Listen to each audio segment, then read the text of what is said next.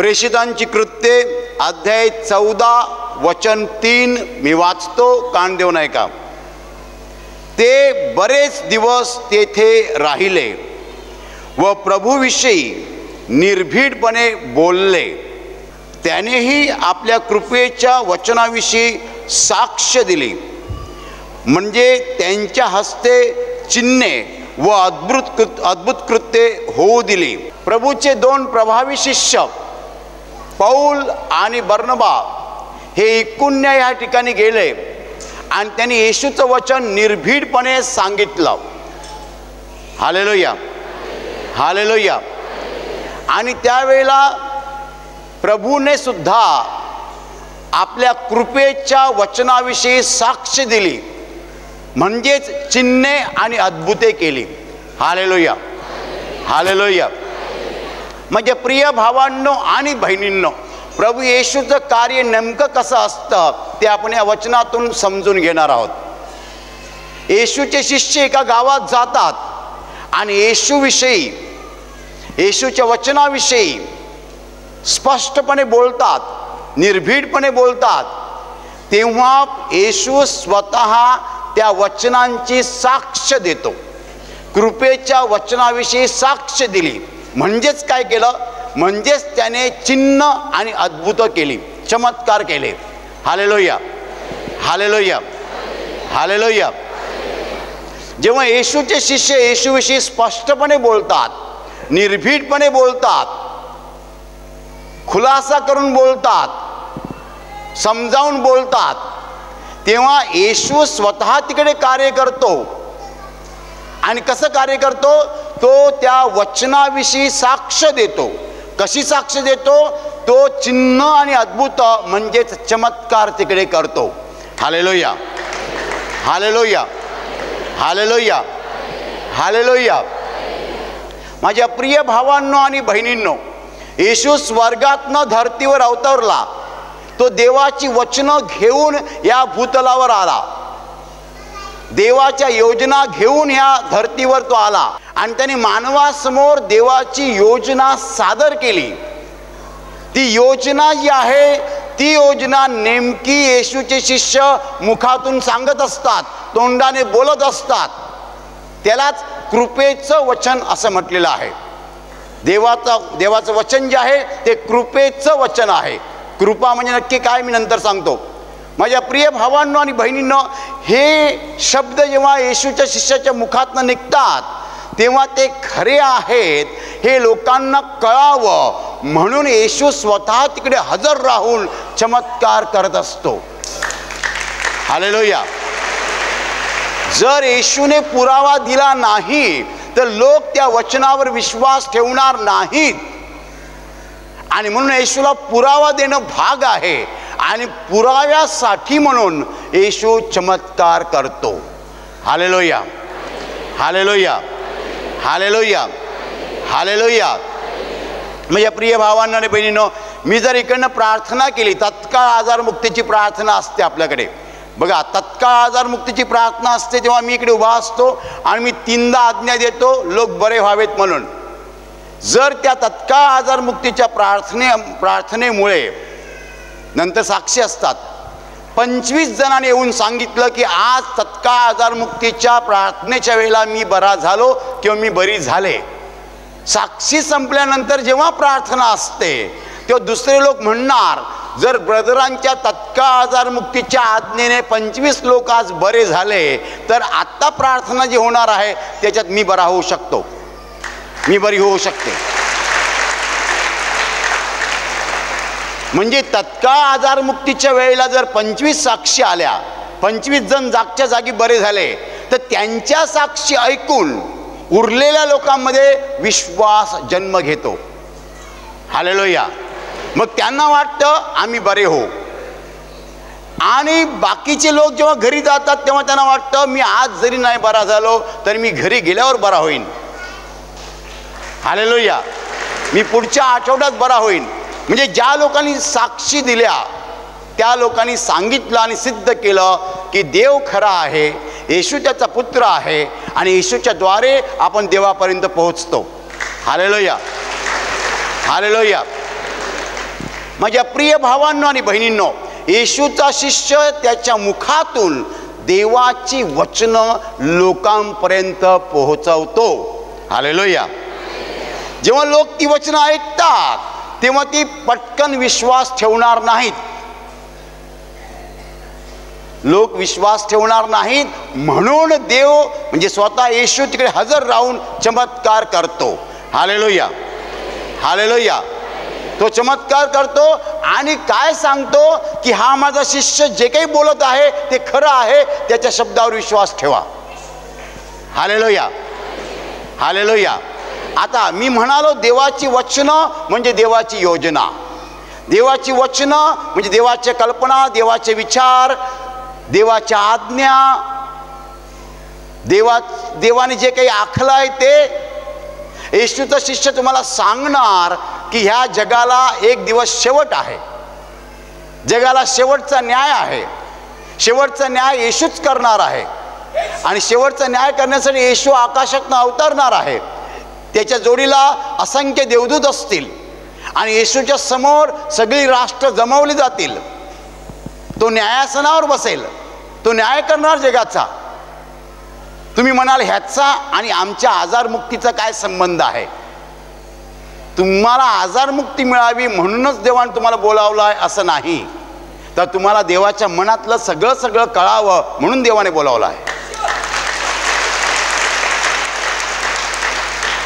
नुसता कॅन्सर बरा होऊन काय फायदा? कॅन्सर बरा झाला आणि मेल्यावर नरकात गेला तर काय फायदा? कॅन्सर बरा झाला आणि माणूस मेल्यावर नरकात गेला तर काय फायदा? म्हणून देवाने हे जग निर्माण केलेलं आहे. देव आमचा बाप आहे, आमचा पिता आहे, प्रेमळ पिता आहे. तो अगम्य प्रकाशामध्ये राहतो, तो प्रेमाचा सागर आहे आणि त्यानेच सगळं निर्माण केलेलं आहे. आणि आपल्या पापांची शिक्षा भोगण्यासाठी त्याने आपला पुत्र ह्या जगात पाठवला येशू, आणि तो येशू आपल्यासाठी मेला. तो तिसऱ्या दिवशी जिवंत झाला, आपल्या शिष्यांसोबत 40 दिवस राहिला आणि शिष्यांच्या डोळ्यासमोर तो आकाशात चढून गेला, स्वर्गात चढून गेला आणि पित्याच्या उजवीकडे बसला. आणि त्याने शिष्य पाठवलेल्या जगामध्ये ह्या सुवार्तेची घोषणा करण्यासाठी. जगाचा शेवट जेव्हा होईल तेव्हा हाच येशू आकाशातनं अवतरेल, खाली उतरेल, त्याच्यासमोर राष्ट्र जमवली जातील आणि जगाचा न्याय होईल. हे सगळं सगळं देवाच्या मनातलं येशूचा शिष्य लोकांना सांगतो. विस्ताराने सांगतो, सविस्तर सांगतो, खुलासा करून सांगतो, समजावून देतो, प्रगट करून सांगतो. आणि तो जेव्हा सांगत असतो तेव्हा लोकांनी विश्वास ठेवावा म्हणून येशू लोकांमध्ये चमत्कार करतो.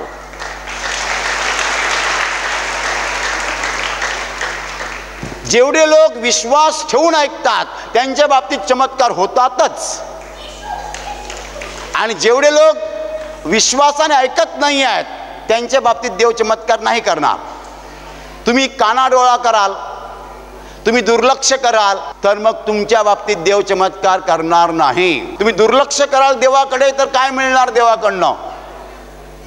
पुष्कळ लोकांना देवाकडनं फार काही हवं असतं, पण देवाकडे दुर्लक्ष करायची त्यांची सवय आहे. हालेलुया. माझ्या प्रिय भावांना आणि बहिणींना कान देऊन ऐका.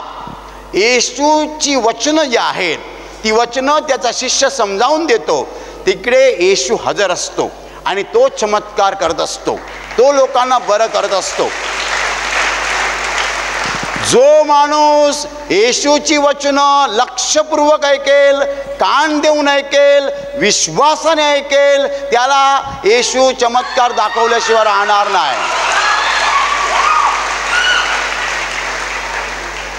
तुम्ही मला एक प्रश्न विचाराल, ब्रदर आम्ही लक्षपूर्वक का ऐकावं? माझं उत्तर तयार आहे. हे तुम्ही लक्षपूर्वक ऐकलं पाहिजे. 12वी सायन्स नंतर मुलगा MBBS करायला जातो मेडिकलच्या कॉलेजला. मेडिकलच्या वर्गात तो बसतो आणि शरीरशास्त्र शिकतो. जेव्हा तो शरीरशास्त्र शिकतो तेव्हा तो मन लावून अभ्यास करतो, कारण त्याच्या डोळ्यासमोर काय असतं? MBBS, डॉक्टर, दवाखाना आणि पेशंट हे सगळं चित्र त्याच्या डोळ्यासमोर असतं. मी एक दिवस डॉक्टर होणार, माझ्या नावासमोर डॉक्टर, माझा दवाखाना, माझ्याकडे पेशंट येणार, हे सगळं त्याच्या डोळ्यासमोर असतं. म्हणून तो मेडिकल कॉलेजला अभ्यास करतो, लक्ष देऊन अभ्यास करतो. जर तुम्ही MBBSच्या वर्गामध्ये मन लावून अभ्यास केला तर तुम्ही MBBS व्हाल. अभ्यास केला मन लावून तर कोण होणार? MBBS. जर तुम्ही इंजिनिअरिंगच्या वर्गात मन लावून अभ्यास केला तर तुम्ही इंजिनियर होणार. माझ्या प्रिय भावांनो आणि बहिणींनो, कान देऊ नये का तुम्ही? हे मानवी नाही आहे, हे दैवी आहे. इकडे जे काही घडत आहे ते मानवी नाही आहे. It is not human, it is divine, it is heavenly. आपण जिकडे आता इकडे आहोत, तुम्हाला माहिती आहे, एक बल्ब असतो आणि इकडनं एक लाईन अशी असते, काय म्हणतात त्याला, केबल, वायरमधनं करंट येतो आणि बल्ब पेटतो. तसा हा बल्ब आहे, ह्याची केबल वर गेलेली आहे. स्वर्गातनं करंट येते, इकडं करंट इकडे स्वर्गातून येते आणि स्वर्गातनं करंट आल्यामुळे इकडे सगळं तुम्हाला दिसतं. हे मानवी नाही आहे, ईश्वरी आहे, दैवी आहे, स्वर्गीय आहे, परमेश्वरापासून आहे. जिकडे येशूचा शिष्य बोलतो तिकडे येशू हजर असतो. शिष्याला सांगतो, माझ्याविषयी बोल तू, माझी वचनं सांग, यांना बरं करायचं काम मी करतो, साक्ष देतो. Hallelujah, hallelujah. आता नीट कान देऊ नये का? देवाची वचनं फक्त आजारमुक्तीविषयी नाही आहेत. देवाची वचनं सार्वकालिक जीवनाविषयी आहेत, ज्ञानाविषयी आहेत, सामर्थ्याविषयी आहेत. तुम्हाला जे देवाने वचन दिलेलं आहे ते फक्त कॅन्सर मुक्ती नाही आहे. ते वचन असं आहे की तुम्ही एक दिवस देवाच्या स्वर्गात जाणार, कायमचे देवाबरोबर राहणार. तुम्ही देवाच्या ज्ञानाने आणि सामर्थ्याने भरून जाणार. तुम्ही आशीर्वादाने भरून जाणार. येशू तर म्हणाला, तुम्ही जगाचा प्रकाश आहात. Hallelujah, hallelujah. तुम्ही जगाचा प्रकाश आहात. तुम्ही देवाच्या सामर्थ्याने आणि ज्ञानाने भरलेला आहात. ही देवाची वचनं आहेत. पण ती वचनं तुम्हाला पटावीत म्हणून देव कॅन्सर बरा करतो, डायबिटीज बरा करतो आणि हे बरं करतो. हे बरं करणं म्हणजे फार मोठी गोष्ट नाही आहे. जर माझ्या शरीरामध्ये आजार नाही आहे तर मला देवाचा फायदा नाही का? ज्यांना आजार आहे, ज्यांचा आजार जाणार आहे, त्यांनाच देवाचा फायदा होणार. आणि मला आजार नाही तर मला देव काही देणार नाही. देव मला ज्ञानाने भरून काढणार. तुम्ही जर येशूमध्ये आहात तर तुम्हाला ज्ञान आणि सामर्थ्य दिलं जाणार. तुम्ही भरून जाणार आशीर्वादाने. कृपेचं वचन म्हणजे काय? कृपेचं वचन म्हणजे देव आज माणसाच्या पापांकडे पाहत नाही, तर त्याचा पुत्र येशू ख्रिस्त याच्या बलिदानाकडे पाहतो आणि माणसाला सगळं फुकट देतो.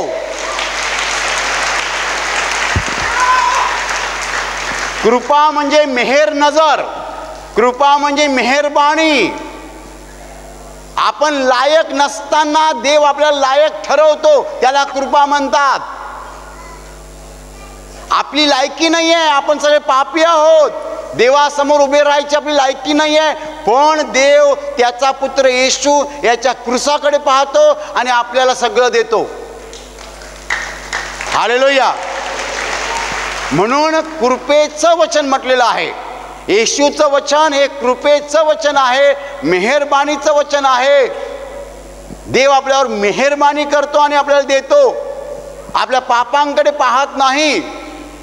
मी जर आज म्हणालो की इकडे एखादा गुंड असेल, त्याला देवा क्षमा करणार आणि देव त्याला त्याचा सेवक म्हणून नेमणार आणि तो प्रवचन देणार, तो लोकांच्या डोक्यावर हात ठेवणार, तर कोणी मला म्हणेल, ब्रदर काय एक गुंड असं करू शकतो? तुम्ही काय बोलता? म्हणलं मी बरोबर तेच बोलतो. देवाने ठरवलंय क्षमा करायची, तर मी काय करू?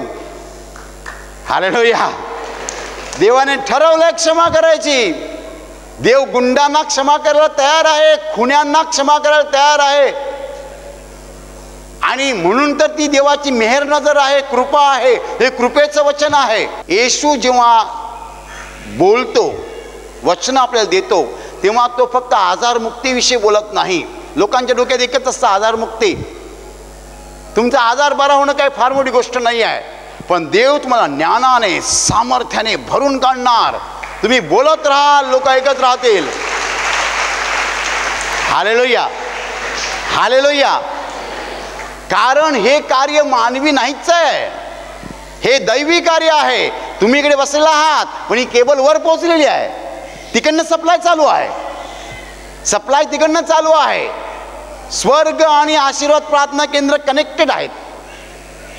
मध्ये केबल आहे, अदृश्य केबल, अदृश्य केबल. आणि ह्या मंदिरामध्ये मी तुम्हाला दिसतोय, पण येशू तुम्हाला दिसत नाही, तो अदृश्य आहे. Hallelujah, hallelujah, hallelujah. चमत्कार आणि आजारमुक्ती तो करतो. आणि फक्त पुरावा म्हणून, फक्त पुरावा म्हणून. तुमचा आजार गेला म्हणजे फक्त सुरुवात आहे. त्यानंतर जे देव तुम्हाला देणार आहे ते फार मोठं आहे. जिकडे येशूचं कार्य असतं तिकडे येशूचा शिष्य देवाची वचनं बोलतो. वचनं म्हणजे काय? देवाच्या योजना, देवाची स्वप्न, देवाची प्लॅन्स. देव काय करणार आहे, देवाला काय आवडतं आणि काय आवडत नाही, देव कशावरती शिक्का मारतो आणि कशावर शिक्का मारत नाही. हालेलुया. एक माणूस मला बोलला की ब्रदर, आमचं दुकान आहे किराणा, त्याच्यामध्ये मी गुटखा विकत होतो. तुमच्या एका ब्रदरने सांगितलं गुटखा विकू नकोस. मी गुटखा विकायचं बंद केला. आता माझं दुकान डबल तिबल चालतं, मोठं चांगलं चाललेलं आहे. गुटखा विकायचं नाही असं आमच्या ब्रदरने तुम्हाला सांगितलं म्हणजे आमच्या ब्रदरने तुम्हाला ज्ञान दिलं. तुम्ही गुटखा विकत होतात म्हणजे तुम्ही अज्ञानात होतात.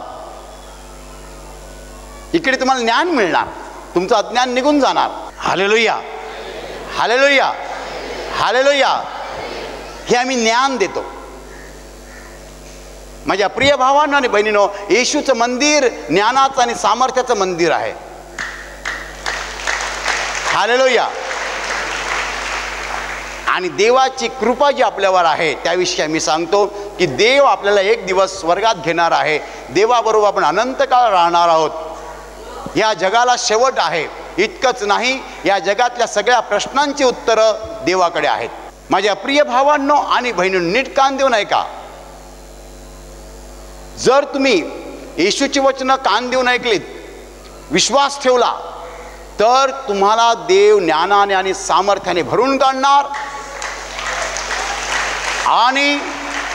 आणि तुमच्याद्वारे पुष्कळ लोकांना देव प्रकाश देणार. तुम्ही जगाचे प्रकाश होणार. या जगाला प्रकाशाची गरज आहे, कारण जग अंधारात बुडून गेलेलं आहे. येशूचे शिष्य जगाचा प्रकाश आहेत. पण त्यासाठी तुम्हाला काय केलं पाहिजे? ही जी येशूची वचनं तुम्ही ऐकत आहात ती विश्वासपूर्वक ऐकली पाहिजेत. दुर्लक्ष करू नका. मी मध्येच बोललो होतो, का ऐकली पाहिजे विश्वासपूर्वक? आपण कोण आहोत? बायबलमध्ये म्हटलं आहे की मानव जात गवतासारखी आहे आणि मानवाचं वैभव गवताच्या फुलासारखं आहे. गवत वाळतं आणि फूल गळतं, तसं माणसाचं वैभव आहे. आपण जर देवाकडे आलो नाही, देवाला जाणून घेतलं नाही, तर आपल्या जीवनाला काय अर्थ आहे? मत्ती 16:26 येशू म्हणतो, मनुष्याने सगळं जग कमावलं परंतु स्वतःचा आत्मा गमावला तर त्याला काय लाभ? आज किती लोकांना माहीत नाही आहे की जगाचा न्याय होणार आहे.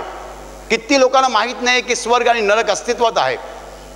किती लोकांना सांगता येत नाही की आपण स्वर्गात जाऊ की जाणार नाही. किती लोक आज सांगू शकत नाहीत. माझ्या प्रिय भावांनो आणि बहिणींनो, का आपण ऐकलं पाहिजे देवाविषयी? देवाविषयी ऐकलं नाही तर मानवी जीवनाला काहीच अर्थ नाही आहे. हे जीवन मुळात निरर्थक आहे. तुम्हाला जर ह्या जगामध्ये देव सापडला नाही तर तुमच्या जीवनाला अर्थ काय आहे? खाणं पिणं झोपणं एवढंच जीवन आहे. आपण जर खाणं पिणं आणि झोपणं एवढंच करत असू तर आपल्यात आणि जनावरात काय फरक आहे?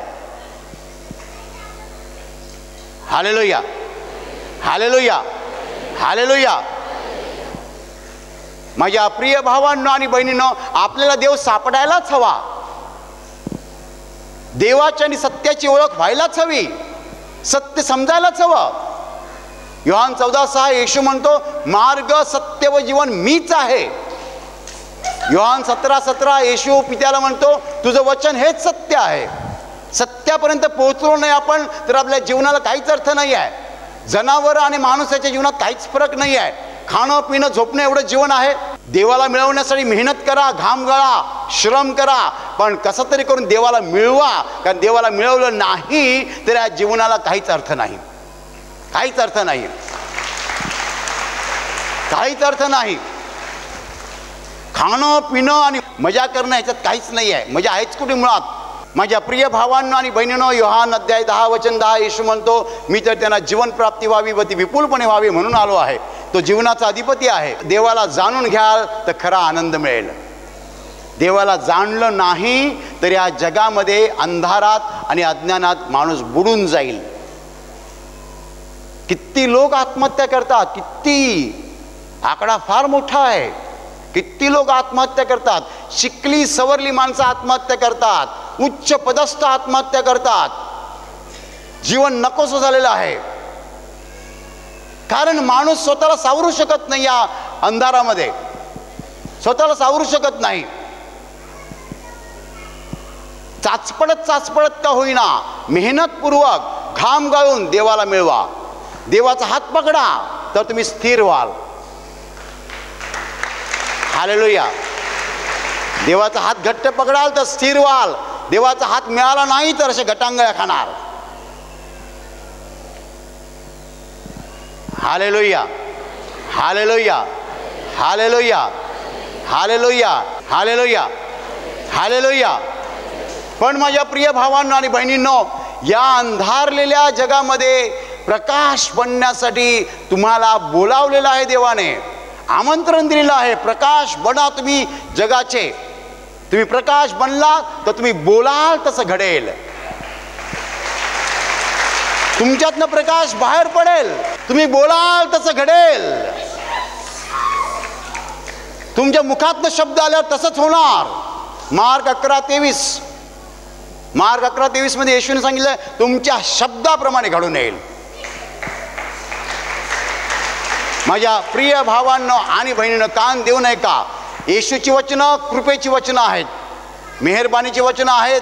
आणि तुम्हाला पाचारण झालेलं आहे जगाचा प्रकाश होण्यासाठी. तुम्हाला निमंत्रण आलेलं आहे जगाचा प्रकाश होण्यासाठी. तुम्ही जर येशूवर विश्वास ठेवाल तर तुम्ही जगाचा प्रकाश होणार. इकडची वचनं जर विश्वासाने ऐकाल तर तुम्ही जगाचा प्रकाश होणार. आणि जे चमत्कार इकडे घडतात ते फक्त पुरावे आहेत, छोटेसे पुरावे आहेत. मराठीत त्याला सुंदर शब्द आहे, झळक आहे फक्त. इकडचे चमत्कार म्हणजे फक्त झळक आहे. आजारमुक्ती झळक आहे, फक्त छोटासा पुरावा आहे. पण जेव्हा तुम्ही ईश्वर विश्वास ठेवता नंतर तुम्हाला सगळं मिळतं. आणि काय मिळतं? देवाचं सामर्थ्य, देवाचं ज्ञान, सार्वकालिक जीवन, आशीर्वाद, हे सगळं नंतर मिळतं. माझ्या प्रिय भावांनो आणि बहिणींनो, येशू आजारमुक्ती करून साक्षी देतो. येशू दुःखमुक्ती करून साक्षी देतो, पुरावा देतो. येशूचा शिष्य देवाची वचनं बोलतो. पण ही वचनं जी आहेत ती सार्वकालिक जीवनाविषयी आहेत. माझ्या प्रिय भावांनो आणि बहिणींनो, नीट कान देऊ नाही का. कृपेचं वचन आहे, आशीर्वादांची वचनं आहेत सगळी. त्याचा पुरावा म्हणून फक्त देव आजारमुक्ती करतो, झळक दाखवतो फक्त. पण एकदा का तुम्हाला येशू मिळाला की तुम्हाला सगळं मिळतं. सार्वकालिक जीवन, सामर्थ्य, ज्ञान, आनंद, सगळं. Hallelujah, hallelujah, hallelujah. ताई, तुम्हाला काय झालं होतं? मला गेले 5-6 महिने माझ्या टाचामध्ये इतकं दुखायचं की असं वाटतं कोणतरी सुरा घुसवतं किंवा ते खिळे घुसवतात. असं इतकं असह्य वेदना व्हायच्या मला 5-6 महिन्यापासून. दोन्ही पायांच्या टाचा दुखायच्या? दोन्ही पायांच्या टाचा. मग मी इथे प्रार्थनेला येत राहिले आणि सेवेला येत राहिले आणि वचनं बोलत राहिले. मग त्याच्यानंतर आता 4 महिने झाले माझे टाचाचं दुखणं पूर्णपणे बरं झालं. मग जेव्हा टाचा दुखायच्या तेव्हा तुम्हाला चालायला वगैरे त्रास व्हायचा? हो, बसलं आणि उठल्यावरती ना भरपूर त्रास व्हायचा. म्हणजे एकदम अशी हळूहळू चालायचे मी, इतका त्रास व्हायचा. पण आता 4 महिने झाले टाचा दुखत नाहीत आणि चालायला देखील काहीच त्रास होत नाही? नाही, काहीच त्रास होत नाही. प्रभूची कृपा तुमच्यावर झाली आणि हे दुखणं निघून गेलं. हो. याशिवाय काय झालं होतं? आणि दुसरी साक्ष अशी आहे की आमचा लहान बाबू आहे, त्याला शाळेत आणायला गेले होते आणि तेव्हा डोळ्यात काहीतरी गेलं होतं आणि 15 दिवस सतत टोचत होता. मी तेलाचा पण वापर केला आणि सगळ्या वस्तूंचा वापर केला आणि प्रार्थनेत येत राहिला आणि वचनं बोलत राहिले आणि तो डोळ्यातलं ते कधी निघून गेलं मला स्वतःला पण कळलं नाही ते. म्हणून देवाला धन्यवाद देते मी. आणि तुमच्या जीवनात कोणती समस्या होती? तशीच माझी नणंद आहे, तिची मुलगी अभ्यासात इतकी काही बरोबर नव्हते. यावेळेला ती 10वीला होते आणि भरपूर मेहनत घेतली होती तिने तिच्या मागे. मग आम्ही प्रार्थना विनंती लिहिली आणि देवासमोर ठेवली आणि देवाला म्हटलं प्रभू तिला पास करू. आणि तसेच हे पण प्रार्थना करत होते आणि देवाने तिला चांगल्या मार्काने पास केलं, त्यासाठी देवाला धन्यवाद देते. प्रभूच्या कृपेने तिला चांगले गुण मिळाले. आणि तुला काय झालं होतं? 4 महिन्याआधी माझे गुडघे पुष्कळ दुखत होते, म्हणजे बसलं तर उठायला एवढं दुखायचं की रडायला यायचं. तसंच डोक्यामध्ये सुद्धा मला एवढी वेदना व्हायची. पण मम्मी इथे शिबिरमध्ये सेवेमध्ये होती म्हणून तिला पण मी काही सांगितलं नव्हतं. काम करताना अक्षरशः मला कपडा पूर्ण माझी जी ओढणी असायची ती संपूर्ण डोक्यावर असं घट्ट बांधून मग काम करायची. म्हणजे एवढं दुखायचं? पुष्कळ दुखायचं. माझा जो लहान भाऊ आहे तो त्याचं पूर्ण वजनाने माझं डोकं दाबायचं, तरी मला काही असं रिलीफ वाटायचंच नाही. नंतर मग मी इकडचं प्रार्थना माध्यमाचा वापर केला. गुडघ्यांना आणि डोक्याला मी सतत तेल लावत राहिली, हात ठेवून वचनं बोलत राहिली, त्याच्याने बरं झालं. आता किती दिवस झाले डोकं दुखत नाही आणि गुडघे पण दुखत नाहीत? 2 महिने झाले, अजिबात दुखत नाही. 2 महिने झाले. आता बसता उठताना त्रास नाही होत? नाही, अजिबात नाही. आता तू लोकांना बसून दाखव खाली. पूर्वी असं बसताना त्रास व्हायचा? हां, बसताना त्रास व्हायचा आणि उठायला गेलं ना ते गुडघ्यातून असे आवाज यायचा असं कट करून, तर असं वाटायचं की झालं करून पाय. बरं, आता देवाच्या कृपेने सगळे बरं आहे. देवाच्या कृपेने दोन्ही त्रास निघून गेले. दोन्ही त्रास निघून गेले.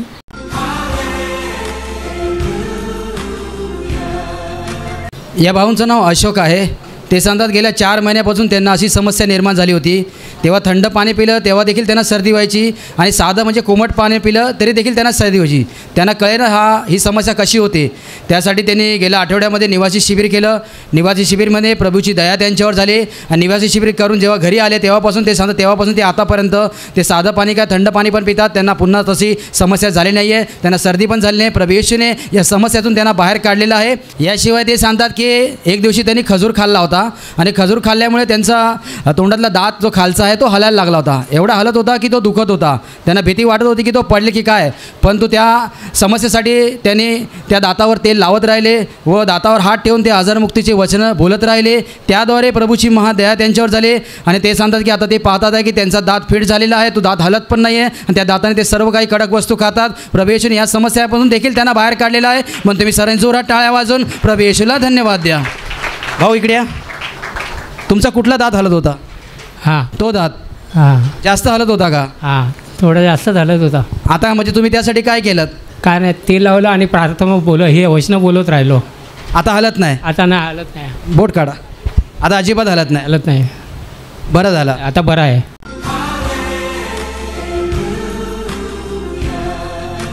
ताई, तुम्हाला कमरेचा जास्त त्रास होता? जास्त त्रास होतो.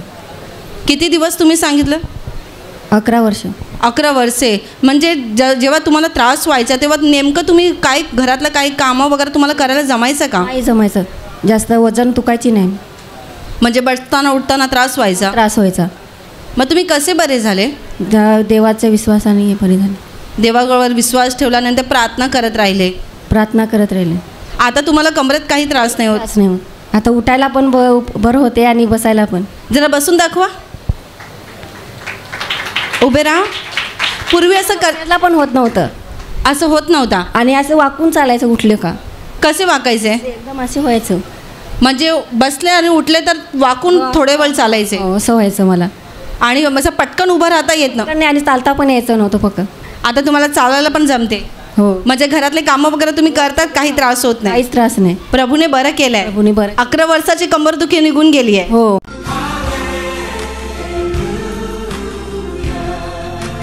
तुमचं नाव सांगा. जोशना. साक्ष काय आहे तुमची? माझी साक्ष अशी आहे की माझ्या हातावरती उकलला चहा उरलेला उकलते आणि पूर्ण मी भाजलेली पूर्ण आग करायला लागलेली. मी हात ठेवला, तेल लावलं आणि वचनं बोलत राहिलो. 1 महिन्याने हात पूर्णपणे जखम सुकलेली आहे. कधी झालेलं हे? 1 महिना झाला. म्हणजे 1 महिन्या अगोदर तुमच्या हातावर चहा पडलेला, गरम चहा एकदम उकलता आणि पूर्ण आग होत होती. पण आता देवाने मला बरं केलेलं आहे. तुम्ही प्रार्थना माध्यमांचा वापर केला आणि वचनं बोलत राहिलात आणि पूर्ण बरं झालं. तेव्हापासून आता 1 महिना झाला तुम्हाला काहीच त्रास नाही आहे? त्रास नाही होत. प्रभूने बरं केलं. प्रभूने बरं केलं म्हणून मी देवाला कोटी कोटी धन्यवाद देते.